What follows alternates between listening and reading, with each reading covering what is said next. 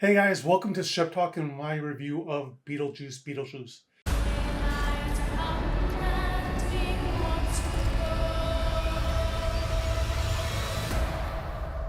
The juice is loose. Beetlejuice Beetlejuice was directed by Tim Burton and was written by Alfred Goh, Miles Miller, and Seth Graham Smith. Beetlejuice Beetlejuice stars Michael Keaton as Beetlejuice, Winona Ryder as Lydia Dietz, Catherine O'Hara as Delilah Dietz, and Jenna Ortega as Astrid Dietz. Beetlejuice Beetlejuice has a runtime of 1 hour and 44 minutes. Quick synopsis. After the unexpected passing of Charles Dietz, the Dietz family returned to the quaint town of Winter River to honor his final wishes and lay him to rest. However, their homecoming is far from peaceful. Unbeknownst to them, the mischievous demon Beetlejuice has been waiting for their return.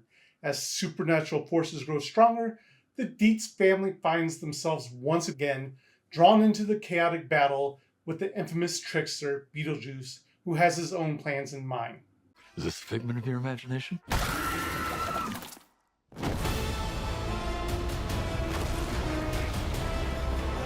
I am a fan of the original Beetlejuice. It is one of those movies that I revisit on multiple occasions, and even though the special effects might not hold up to today's standards, it is still a fun and enjoyable movie. And as you can see behind me, I had to pick up the book of recently deceased Popcorn Bucket and Bob the Cup. I was surprised though when I learned that Tim Burton was making a sequel and also getting most of the core cast back together again and adding Jenna Ortega to the mix. So, with all that, let us talk about some of our actors and how they did either coming back to their roles or jumping into a new role. And of course, first up is Winona Ryder reprising her role as Lydia. And I thought she did a fantastic job once again. This time as an older Lydia dealing with or maybe trying to cope with the trauma that happened to her in the first movie. And I could definitely see Lydia being where she was at and doing the job she was doing with all that happened to her. It didn't feel like any time had passed for Winona Ryder to play Lydia. She did such a fantastic job reprising her role. Then we have Catherine O'Hara as Delilah, who is just a wonder to watch on screen. She is just that crazy and quirky character that you don't know what she's going to do next, but she does have her moments to shine and speaks some words of wisdom that you would kind of expect from Delilah. Then we have Michael Keaton reprising his role of Beetlejuice, and he made it clear that he wanted the same amount of screen time that he had in the original Beetlejuice, for he felt that less is more with Beetlejuice, and I have to agree with him. Beetlejuice is good for those moments when you need something over the top, and if we had Beetlejuice on screen for too long, it would ruin that.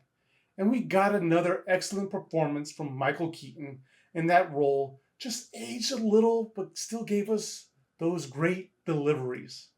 Then newcomer on the block, Jenna Ortega playing Astrid, the daughter of Lydia. I have been a big fan of Jenna Ortega for a while now. I think she has had some great movies and characters under her belt, and this is another one to add to her resume. Not only do we get that wit and dialogue from her that we have come to expect, but her nonverbal cues are fantastic as well.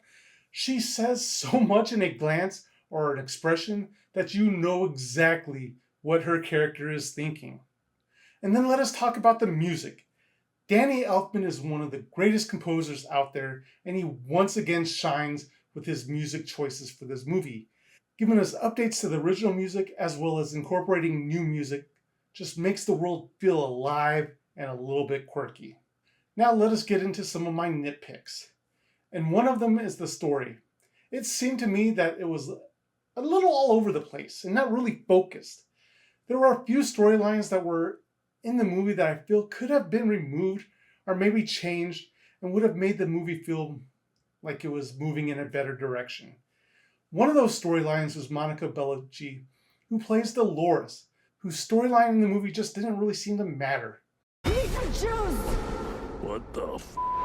I don't want to get into too much detail as to spoil the movie, but she doesn't do too much in the movie, and before you know it, her storyline is done. I feel like there was so much wasted potential for her, especially regarding her history with Beetlejuice. Dolores could have and should have been a bigger antagonist in this movie. Then another storyline that probably could have been cut was Rory, played by Justin Theroux, who plays Lydia's boyfriend.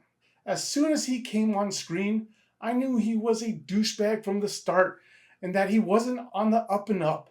But really, I felt every scene he was in dragged because his character wasn't that good. Once again, I feel like they could have cut him out, and really we wouldn't have lost much if they had. And then I'm going to talk a little bit about Jeffrey Jones. Jeffrey Jones is not in this movie for good reasons. He had some legal issues back in the day, but for some reason Tim Burton and the team thought it was necessary to keep the character Charles in the movie in some form without really using Jeffrey Jones's likeness. I feel like they could have cut out that character completely, especially since they killed him off at the beginning of the movie, and just had the family deal with that loss without having to show Charles on screen. Overall, Beetlejuice is a fun and entertaining movie. It has Easter eggs and callbacks to the original that fans of the OG will love, but new fans really don't have to see the first one to fully enjoy the sequel.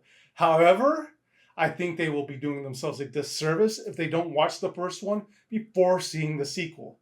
But even with the issues with the story, it is a movie that people are going to laugh at due to the great acting we get and them pulling us into this quirky world that comes from the mind of Tim Burton. With all that being said, guys, Shep Talk gives Beetlejuice 4 Sheps out of 5. But that is all I have time for today. Thank you for watching, and if you haven't done so already, please remember to hit that like, share, and subscribe button. It really does help my channel out greatly, and I do appreciate each and every one of you. But that is all I have time for today. Thank you for watching, and I'll see you in the next review.